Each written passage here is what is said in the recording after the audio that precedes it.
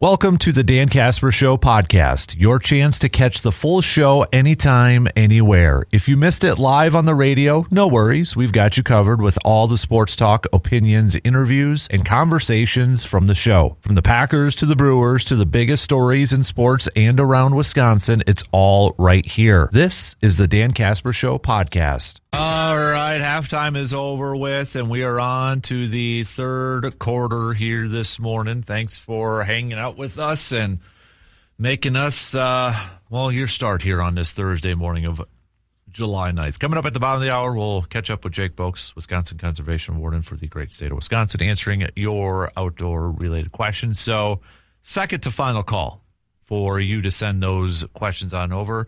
Text it to us, 715-830-1912. Again, 715-830-1912. We'll get back to some more baseball talk coming up here as well, with the Brewers set to finally, it feels like, it has been, finally wrap up this series with the Cardinals, the Redbirds. Fifth game of this series coming your way tonight. We got Logan Henderson coming back and making the start for the Brewers. Then the Brewers, after tonight, be hitting the road and taking on the Pirates for a 3-game series before the All-Star break. So, and it seems like we won't see Mizorowski in the All-Star game, too. Okay, let me ask you this. If you were Pat Murphy and the Brewers and Mizorowski had a legit shot to start the game, would you alter your starting rotation so Mizorowski would have a chance to start that All-Star game? I think it would depend on kind of what he wanted to do. I think he could. Mm-hmm. Part of me wonders if they know that, they've talked to like Dave Roberts and Mattingly and say, hey, would you start Miz? And if it's like, no, it's in Philly, so we're going to start Sanchez. Then I wonder if they got like, oh, yeah, he's going to be our starter. I kind of wonder then if that would be different, because it sure sounds like he ain't going to play in it. No, he's pitching our last game. Yeah, so I feel like it'd be different if they knew for sure. You know what I mean? Like, yeah. Because that is kind of a cool thing to say you started the All-Star game, right? That's at least Major League Baseball's All-Star game to me is still the best one that's out there. Hockey's up there too, that with their changes, at least it's entertaining. But at least baseball, the stars still play in that one. I think especially this year for Miz, because last year was he was good, but he got thrown in because of all the replacements. Whereas this year he's earned it. And so this one probably means a little more. So if he were to have received the opportunity to start, I don't know why you wouldn't just call somebody up for a game. Yeah. And maybe some of it depends on how the series goes this weekend. Good. What if they win their first two and Miz, maybe like, okay, well, we'll take this one off or something. But still feel Terang should figure out a way to get him on there. Yeah. I get it. There's a lot of second baseman in Ashley, but I think he's got better numbers than all these. I don't, because he does. Yeah. They compared him side by side, and he's got much better numbers than all of them. And it doesn't make any sense because it's a popularity contest. Yeah. And it's ridiculous. I was actually surprised Contreras got in. I thought there was going to be others ahead of him, and then he ends up getting in, which I think he deserves it too. But you're talking about the team with the second best record in Major League Baseball, and they only got 2 All-Stars. Why is Kyle Harrison not in? Yeah, I don't understand it. Even like Trevor McGill, I think the other day, was it the Cardinals closer or the Phillies closer? Cardinals closer, yeah, got in, and I think it was the Brewers PR media guy was tweeting the numbers, and McGill had better numbers too. So, and I get it, every team's got to have a rep there, but still, not every team needs 2, right? Like Pirates can keep 1, Cardinals can take 1. Yeah, there's maybe that just again tells you more about the Brewers team. I still think that's a knock that people don't believe the Brewers. Right? Doesn't that kind of say it's still a knock? Like, oh, okay, yeah, we still maybe don't believe in you, so this is, I don't know, maybe overthinking it. I think Terang was definitely well-deserving to be put in there. Well, especially because at the end of last year, the Brewers were a top 4 team in the MLB because they were one of the last 4. And I think people still looked at several teams last year and were like, they're better than the Brewers, which is insane. And I think, again, this year we have the second best record in baseball, but more people are talking about how good the Cubs have been playing than the Brewers, which is insane. So I don't understand the national media. If we go and trade for Skubal, that probably all changes, but it just doesn't make sense. Yeah. John asked, why is Ashby not in there? I think the wins kind of get overblown. I mean, it's a little bit. Yeah. But, I mean, I think for the All-Star game, priority is always going to be starters and closers. Yeah. It's not going to be like middle relievers or, guys. That's where the priority is going to be. Wins and pitchers now are just kind of, even Aaron Ashby has talked about it, that they're probably going to change the rule now with which they should. I'm sorry, but they should. Especially when it comes to starters and getting charged with losses and whatever have you. So, I mean, you look at the National League pitchers, who are you going to take out? It is pretty deep. I mean, you've got Chase Burns, who is pitching really well. Duran from Philadelphia, Max Meyer, Mason Miller, Mizorowski, Eduardo Rodriguez, Chris Sale, Christopher Sanchez, Logan Webb, Polsky. I mean, Yamamoto from the Dodgers. Actually, when you look at it, there's only one Dodger pitcher, too, and that's Yamamoto. So, but it's usually starters and closers that are going to get. And Mason Miller deserves it. I mean, he's probably the best closer in baseball, at least the National League. Yeah. So, yeah. Logan Webb doesn't, but, Is he the only Giant, though? Oh, that's probably. I don't know if there's another. No. Luis is on there, the second baseman, isn't he? National League. Or no, it's all, but. Reserves, maybe? Yeah, where's the infielders? Yeah, Luis Ariz is on there. So that's two Giants. Yeah, Logan Webb has a 5 ERA. Yeah. That one, okay. Yeah. But I'd put Kyle Harrison above Logan Webb. But that's what did make sense for me was Kyle Harrison not making it. And some of these pitchers, like Miz, has been replaced. So these aren't your all-stars because Paul Skeens got replaced by Ashcraft, another Pirates pitcher. Miz should have gotten replaced by Kyle Harrison. You should have gone Brewer for Brewer. Kind of like what they did last year with Freddie Peralta and Trevor McGill. Yes. And I think that at that point, I get it too, they needed one Brewer in there, which was still... Yeah, I don't get it, but whatever. So, just go win a World Series. Yeah. Right? Let's do a little 3 up and 3 down. I'm actually going to start with the downs because it is Brewers. My down, Woodruff. We've talked a lot about Woodruff already this morning. I don't think we're going to see him pitch for the Brewers again. I hope I'm wrong. But it's just the injury update, it does not sound good. When there's another issue or with what he had fixed that kept him out for a year and a half or a little over a year, missed the entire season. I don't feel good about that. So it stinks and it sucks. So down because of you feel bad for Woodruff. I think he will. I like what you said. He is a Brewer through and through, right? Like he is. When you think about Brewers pitchers, Brandon Woodruff is going to be a name that I think a lot of people are going to remember. So. I'm going to put my guy Sal. Maybe I'm more nervous. Really? Are you really that nervous? I'm nervous. Maybe I'm getting caught up in all the talking heads out there. But what if they could get Skubal if they put Sal Frelick in a prospect? If the Tigers say yes to that. I still don't think they do it. I hope they don't. Would that be the kind of, maybe not at the same level, but like a Josh Hader? That would be, I think at the same level because how much Pat Murphy loves Sal Frelick. Yeah. And I think that team loves Sal Frelick. Yes. The Lara call-up is just kind of, the numbers he's been producing at AAA deserves a call-up. Yeah. I don't think anybody's discrediting that. It's just, how does that whole rotation work? Especially when you're playing Bowers in the outfield. And just quickly, I think you can see a little bit when we see the lineup today. Because Lara started in center field over Garrett Mitchell in Game 1. He started in right over Sal Frelick in Game 2. If he starts over Churio, it kind of shows you the rotation they're going to run. Where one guy's going to start, because Churio's been bad at the plate recently, so give him a break. But it kind of shows you that they're just going to mix and match and find ways to play everybody. Mm-hmm. Or maybe Churio plays a little DH at times too, and Yelly, I don't know, but yeah. Because the way Bowers is playing, they've been getting him in the outfield to try to get him more ABs. So you think one of them could play the left side of the infield? Well, now they shouldn't. Vaughn played third again last night, but that was, I guess, because they didn't want to put Terang in there to give him a full off day.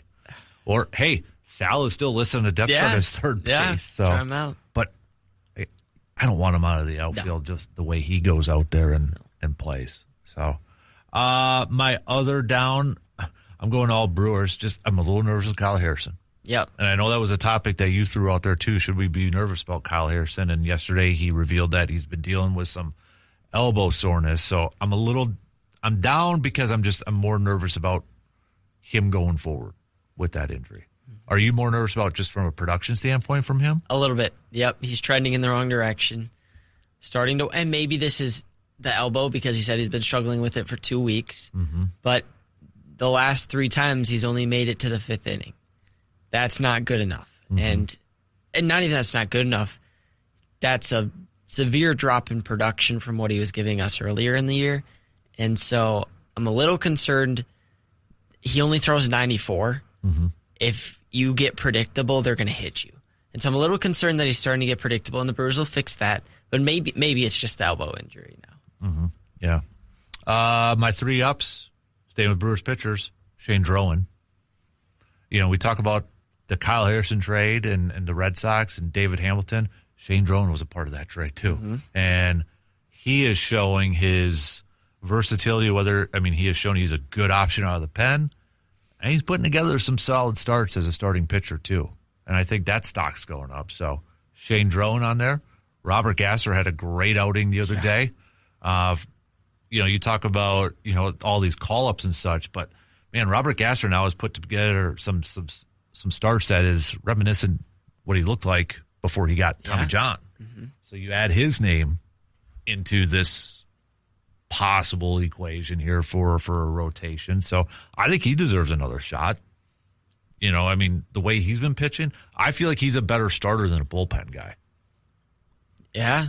If I don't necessarily want him coming to the pen, I think he's proven that he can be a starter. I think so. So we'll see how that all plays out. And then for my final tip of the cap, Joey Ortiz is playing better. Got to acknowledge it. Yeah. He is playing better. He is doing amazing defensively at third. He looks more comfortable there. Mm-hmm. And I'm sure, you're a baseball coach and you've played and everybody, shortstop's the primo spot, right? Everybody, we have that, and I'm sure he probably still would love to play shorts but man, if that's where he helps out the team better, and if that's where it's inadvertently kind of helping him on the offensive side of things, give him more reps over there. Absolutely. Keep going with him at third base. Mm. Why take him out right now? He's doing really well. So, and all Brewers, 3 up and 3 down. So, let's talk some more Brewers, though. We got to take a quick break before we get to Jake here. So, we'll talk about Game 5, Logan Henderson back on the mound. We'll start to preview that. Coming up after these quick words. Don't forget to check out the latest deals going on at Hy-Vee in Eau Claire, including some fuel saver deals. Right now, if you go to Hy-Vee in Eau Claire up until the 12th, so you got a couple more days here, any purchase of Hallmark products, with a $10 purchase of Hallmark products, you can save 10 cents in fuel saver. So if you want to give me a birthday card for next week, there you go. You could go buy some birthday cards and then save 10 cents at the gas. There you go. Bada bing, bada boom. Otherwise, you've got for today, it's an extra special steak night at Hy-Vee because $1 from every meal purchased will go to benefit Breakthrough T1D. It's type 1 diabetes, helping create a world without type 1 diabetes. So it's going on today, right now at Hy-Vee for their steak night. So if you go purchase their steak meal, $1 from every meal goes to that. So otherwise, if you want to check out their flyer, you can do that right from their Facebook page too, which includes those deals on cherries going on, Tombstone Pizza, a lot of different stuff going on right now at Hy-Vee in Eau Claire. We've got about 8 minutes till Jake joins us here. But we've got Logan Henderson on the mound to continue some Brewers chat here. Logan Henderson on the mound. for the Brew Crew. Probably, one start, then the All-Star break, which is probably a good setup, right? You give him a start, then he gets a little extra time off to take that. But, I think we kind of know what we have with Mizorowski. Harrison maybe a little bit up in the air now. Logan Henderson's coming back. Robert Gasser's coming off of a really good start. How important is it for Logan Henderson, though, to kind of maybe come in here and showcase that he still has the goods right before the trade deadline? Like, how important is it for Logan Henderson to, like, solidify his spot in the rotation? What if he struggles? Does that make it a bigger need for this team to potentially look at a starter or two before the trade deadline? I think so, because you're going to need that second starter if Kyle Harrison, again, he's had a drop in production. Now he's injured a little bit. If he can't pitch well, then they're going to have a second starter in the postseason to back up Miz, and now it can't be Woodruff likely. Mm-hmm. So Logan Henderson was probably your fourth starter coming into the year. Well, he's going to slide up with Woodruff's injury now, and he's going to have to be able to step into that role. And I think he can. He showed it last year really well. He started this year off fantastic. But I think just to stabilize the starting rotation is going to be needed for him.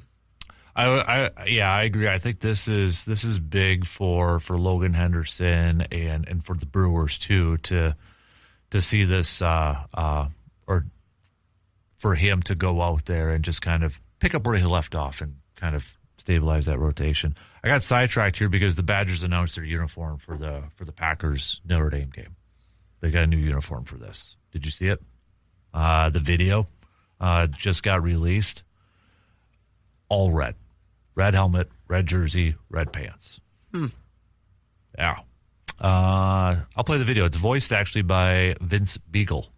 So, Badger, Packer player. So this is just the audio of the video, but this is courtesy from the Wisconsin Badgers.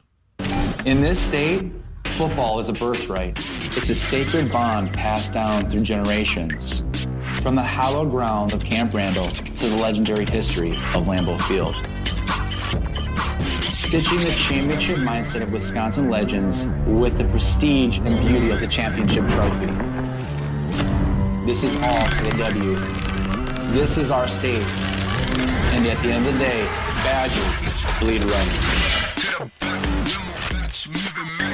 It's red and silver, if you haven't seen it. So red and silver, wherever there was white is silver. What do you oh man, that's different. That's really different. Yeah, I don't know what they're okay. They went over the top on these. Yeah, I'm not a big fan of that at all. So I saw a mock uniform combination. It was blackout. So it was all black. The W was red. The numbers were red. They should have done those because those were cool. Yeah. What does this have to do with, okay, maybe I get it now. Because they're but maybe not. But they say the Badgers are going to don these special uniforms that play tribute to the shared history between Wisconsin and Green Bay. What a part of this is for Green Bay? Is the silver supposed to be the Lombardi Trophy? They share a state. I mean, that's enough, I guess. Yeah, but like when they say like shared history between the Green Bay Packers, that's the only thing I can think of when they say the trophy. Yeah, because the silver Lombardi Trophy, but then the picture had like the college champion. So I don't know. Packers have no red, obviously. Right. No silver. They're white. Yeah, they've never had red in there.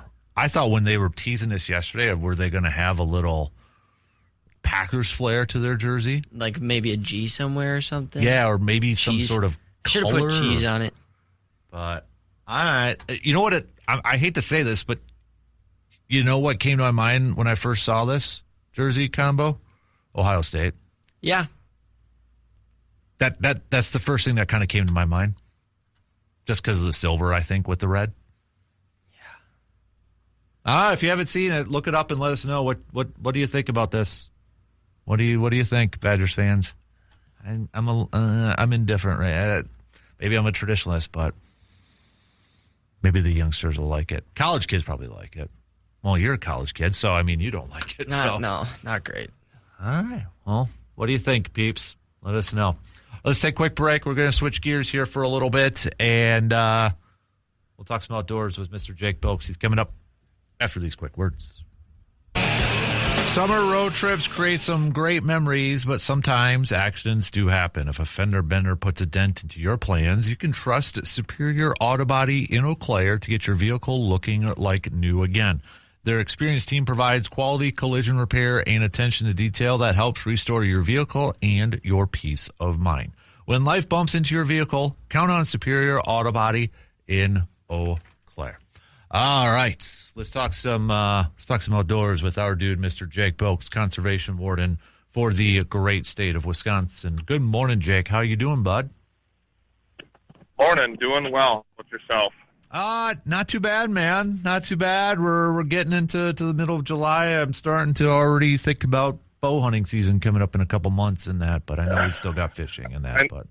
Yeah, I know. I think we made that comment last time we were talking how quickly it's going to turn, but we won't. It's not turning just yet. Exactly. But there was something that I had to do the other day or saw that something to do with deer or get your bear tags in or whatever, your bobcat tags in. I was like, oh gosh, it's coming. It's coming, man. It's coming. But it's still humid, and we're going to get into a real dry, warm spell. So summer is definitely here. Exactly. So. Well, hey, we got a couple questions ready to go if you're ready to jump into this. So, always.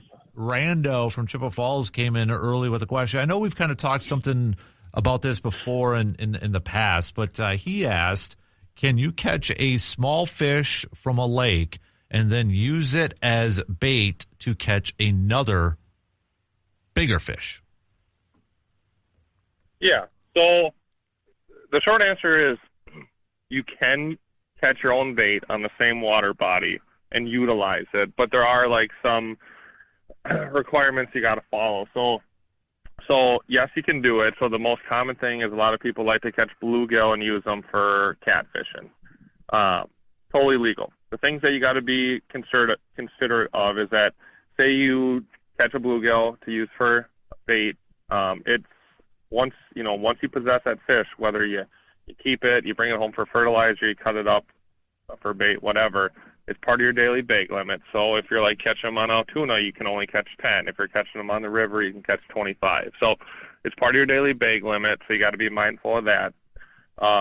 Also, depending on what species you pick for a little fish, quote unquote, it has to be a legal fish. So there's no size restriction for panfish. So any panfish you use, as long as it's in season, whatever, you're good to go. But some people talk about using short bass that they catch and stuff like that. It's not legal to keep a short bass to use it for bait unless you're on a lake that allows, short bass. So the only lake around here is Half Moon. On Half Moon Lake, you can keep fish under 14 inches, bass under 14 inches. They encourage it. So you could keep a 10-inch bass and use it for bait. But the bait you collect or the fish you collect have to be used on that water body that day. You can't transport them to different water bodies. So you can't catch one on Half Moon, bluegills or short bass, and then bring them down to the Chippewa River. You can't catch bluegills in the Chippewa, bring them up to Lake Wissota, and you can't even catch bluegills on one part of the Chippewa River, put them in your bucket, and then go to a different part of the river. You can't be transporting fish to use in other places. So with all those requirements, you can do it. You can go below the Dells Dam. You can catch a bluegill, cut it up, use it for catfish bait, and it's totally legal to do right there. Jake, going back to what you said about Half Moon, I know it might be more of the biologist question, but do you know why they promote or ask to maybe keep those bass that are smaller than 14? Yeah.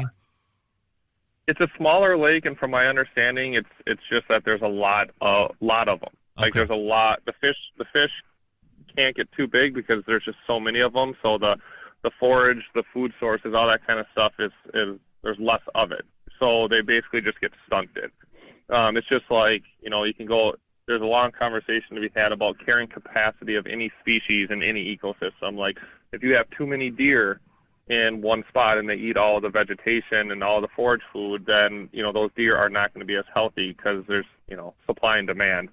From my understanding, that's what it is in Half Moon Lake, is just that there's so many bass that they changed the legal length limit to, 5 fish under 14, or one of those fish may be over 18 to keep, to encourage to take more of them out of there to help improve the size structure. Gotcha. Okay. I did not know that. I learned something. Yeah, it's always interesting when I ask people down there, I ask it out of educational, not to, get someone in a trap. I just ask them, hey, do you know the regulations here for bass and this and that?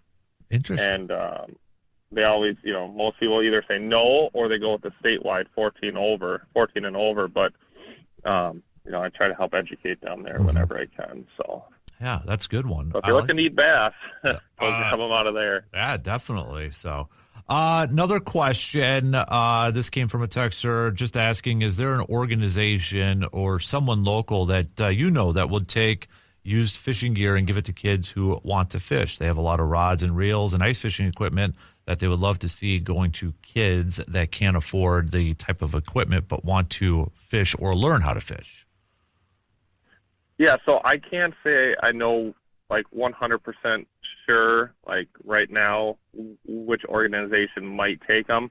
But what I can recommend is that every year around the free fishing weekend in the summer, so the first weekend of June, you'll find, if you go on social media, you go on the news, whatnot, you'll find different places that have fish with kids events and free fishing events and stuff like that. One of those, I know for sure one of those clubs every year is the Lake Hallie Optimist Club. And I know there's plenty of others all around this region. So I would encourage someone to kind of look into that, try to find one of those organizations that's promoting a youth fishing day, and then just reach out to them and ask. Ask if they have interest in it, ask if they need it, ask, this and that, because sometimes they want specific equipment. Maybe, they're not doing ice fishing stuff, so they don't want ice fishing. Maybe they will take it and pass it out for free with the kids. You never know. So I wouldn't look for anywhere like a Goodwill where, someone's just always going to be taking stuff. But if you find out which organizations do these events, you could reach out to them and ask. The DNR office in Eau Claire does hold some equipment for people to come rent for free. So you could come down to the DNR office and ask the front desk women. They'll know, and they'll probably run it by me anyways, so we can look at what's here and see if that's an option to kind of restock that, because the DNR can accept donations for certain items, so that could be a possibility as well. And if you did bring them down here, the wardens locally do a Cops and Bobbers type fishing event with Altoona PD each spring, and we're always soliciting donations from different businesses. So depending on the quality of the equipment and what it is, that might be something we can utilize for those kids as well. So find local clubs, and you can always reach out to the DNR and ask. That's it. I thought was maybe this is an every year thing, Jake, but was there or maybe certain locations where they have setups where if you don't have a fishing pole, you can borrow a fishing pole and try fishing and stuff? Definitely certain DNR offices have it. There's less and less public or forward facing DNR service centers, which is unfortunate. It's all budgeting and staffing and stuff. Black River Falls used to be open to the public. Now it's not. It's just strictly a field office for employees. But Eau Claire does. I think Baldwin used to be or is, and sometimes those places have them. I've also seen that a lot of state parks have fishing gear that you can either rent or take for free, borrow for free. So that might be another option. Reach out to Lake Wissota State Park, Willow River State Park, or wherever you live. Just stop in and talk with them. I wouldn't bring everything right away because they might not be in need of it or whatnot, but you could go to any of those state parks or DNR offices and just ask if that's something that they'd be willing to accept a donation for. Good stuff. How did quickly, how did the 4th of July week go for you? Anything big? How does that week normally go for you? Yeah, it's pretty wicked. I know we talk about it year round. Like, my favorite busy time of year is definitely like the deer season, stuff like that, 'cause that's your classic, fishing game, sportsman busyness. But, ever since COVID, a lot more people spend a lot more time outside, which is great. So it really makes Memorial Day, 4th of July weekend, especially when it's on a Saturday, Labor Day weekend, all that stuff, it's pretty busy. The rut gets pretty busy these days. It seems like it's pretty busy. So it was your classically busy, ATV, UTVs everywhere, boats so thick on some lakes that you could walk across them. People out and about. The state parks had some issues going on. People maybe indulging a little bit too much and being a little too loud, stuff like that. But nothing, in this Chippewa Valley area, nothing too crazy. If I had to put on the old fun police hat and put out some reminders, it's always going to be, drinking and driving, whether it's boats or UTVs and ATVs. Unfortunately, to start off the weekend, we had, a fatal accident in Clark County right away. And then, maybe, you never know exactly how it goes down. But, and then on the lakes, there's a couple people that were arrested for operating while intoxicated with their kids in the boat and stuff like that. Those are all just things that, you don't want to put yourself in that position legally, but also just from a safety standpoint. But the other, 95% of people that we contacted were having a good time.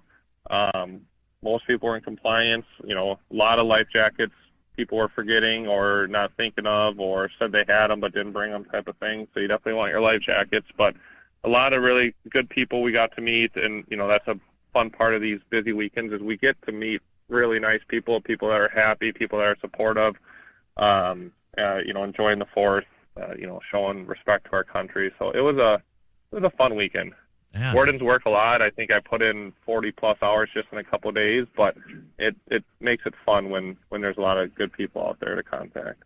I know it's a month away, but maybe, kind of going back to the hunting thing here with those bonus tags, they're going to be start to put that in the back of everybody's minds, because I was looking it up earlier just to make sure I knew the date, but that's coming up a little over a month, midway through August. But those, if you're into the bonus tags for deer hunting, it's going to be here before you know it too. Oh, for sure, yeah, that'll be here before you know it. The thing about the bonus tags is that if you already bought your patron's license or deer hunting licenses and stuff, you weren't able to select your bonus harvest authorizations or your doe tag. So if you haven't bought anything, that's fine. It's obviously not season. You'll get those automatically when you buy your license. But if you're like me and you buy your patron's license right away, you have to go back and make sure to select those doe tags before you go out and shoot one. Otherwise, you don't have one. So when those bonus tags come up, it's a good time as a reminder not only to get your bonus ones, but also get the free ones that come with your license. That way you're in compliance when you go hunting. And then we'll obviously talk about it more at the end of the month. But, I think the beginning of August is also your Bobcat application time, maybe your Fisher, Otter, stuff like that. So come the end of the month, we'll start looking at getting all those fall licenses and permits and applications in. Absolutely. All right. He's Jake Bolks, Conservation Warden for the state of Wisconsin. We appreciate the time as always, buddy. Thanks for answering some questions from listeners, and let's do it again next week, okay? Yeah, great questions. I always like it. So the more the merrier. Appreciate you having me on. Absolutely. There you go. There's Jake joining us as usual, like every Thursday morning here. We got to take a quick break, and we'll wrap up the third hour coming up after these few words. So we got a little more details on these new Badger football uniforms for the game at Lambeau against Notre Dame. So the silver is inspired by the Lombardi Trophy, which is something we were kind of wondering, and that is the case. The subtle one is on the shoulder pads. There's 3 stripes. You probably don't see it right away because the middle one's red, so it blends in with the jersey. But the stripes is Packers, because they have 3 stripes, the modern 3 stripes, but the Badgers also have just 2 stripes, so it's kind of a combo of that, really. So Camp Randall Arch. Okay.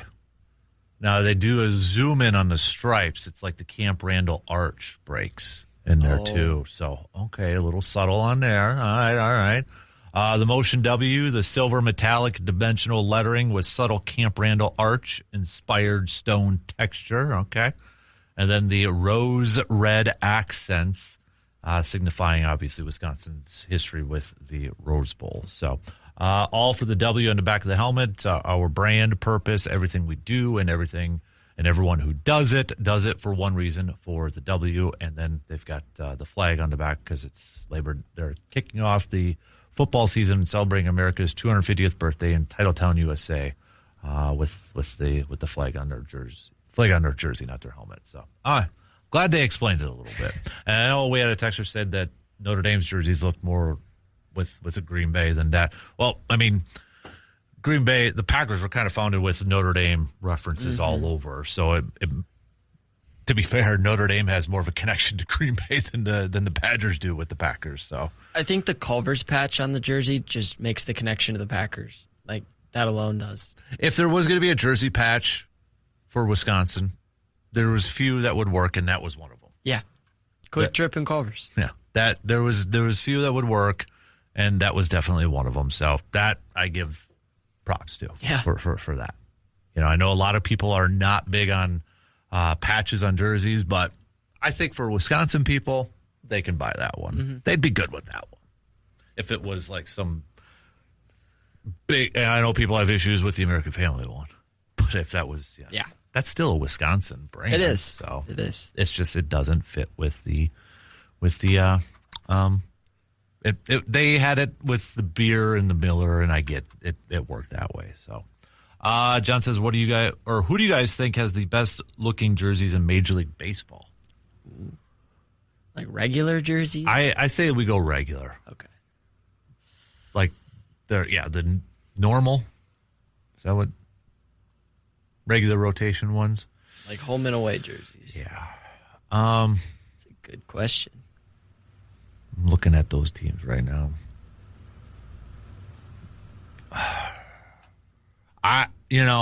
I'll say this, because I'm going to factor in hats into this. Yeah. I keep going Baltimore and Blue Jays. Okay. Because I just like the hats of the Baltimore Orioles and the Blue Jays.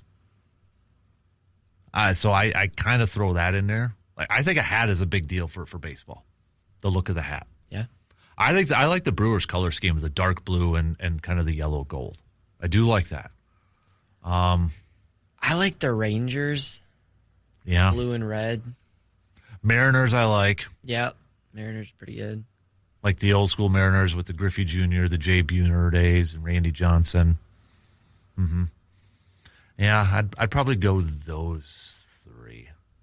Now, if Marlins were old school Marlins, maybe, because I used to have one as a kid, because I've told the story before, but the Metford Kmart had a Marlins hat, so I bought it, or I got it. I didn't buy it because I was a kid, but yeah. Can't count Brewers, which is fair. I would agree with that. No, I'd probably go in Baltimore and Toronto just because of the hat. I like the hat. You're cheating. You're Googling. I am cheating. I want to see what everybody else says. These are City Connect jerseys. Yeah, Cleveland's not great. Yeah. Now, this list here, is it City Connect jerseys? Or is it? Some of these are, some of these aren't. Okay. But, wow, Brewers. Brewers 16. Were 16th. Okay. Like, Athletics should not be 11. Their color scheme just does not work for a baseball team. Works for a football team, though, right? Yeah, but not for a baseball team. You need, like, more color. Mm-hmm. I kind of wondered if the traditionalists would be up there, and that sure looks like that's the case. Like the Cubs 2, Cardinals 1. Cardinals, I would say, are pretty cool. I like the bat with the 2 Cardinals on the side. I do like that. Now, I'll never say it, but the Cubs color scheme kind of works. Yeah. But they're just stuck because they're the Cubs, but their color scheme kind of works. It seems a lot go with the pinstripes. Yeah. Which the pinstripe look is good. I get it. Yeah, I do like the pinstripes. Mets are on there. Mets, the pinstripes. Phillies, Yankees. Yankees are just black and white, though. Or dark blue and white. Are they dark blue? Yeah. Yeah. Yeah, dark blue. I kind of like the Tigers D for their Detroit. Yeah. A little old schoolish there. But again, if I'm just picking from hats, I'm going to go Baltimore and the Blue Jays. I don't know why. I like those hats. Yeah. I can't pull myself to wear another team hat, though, that I'm not a fan of. So I do think if there was a sport that would be acceptable to do, that would be baseball. Like, I'm not going to wear another NFL hat just because I like the look of it. Yeah. And at least Toronto and Baltimore is in a different league. And it's like, it's so different in the MLB than the NFL. Because, I don't know. It's just different. Yeah. NBA, I'd probably get away with it too because it'd have to be a throwback Orlando Magic hat. Just because. So. There you go. All right. What's this? Okay, well, maybe we'll hit this up, have a little fun with CBS Sports. Which tier does your team fall into? Which teams have best set their quarterback up for success? Ooh. All right, we'll see if we agree with where they put the Packers. We'll just say it's not the top. See if we agree with that or not. All right, shot clock's going to cut us off. Final hour coming up here. Let's have some fun in the happy hour portion. Hit us up with some more ones. Thanks for that question, John. That was a good one. Send some more over here so we can kind of change it up here a little bit. So you can text those or hang out in the Section 105 chat room. We'll take a quick break with some news updates, and we'll kick it off with a little football talk. Have a little fun with this one. So we'll be right back in just a couple of minutes.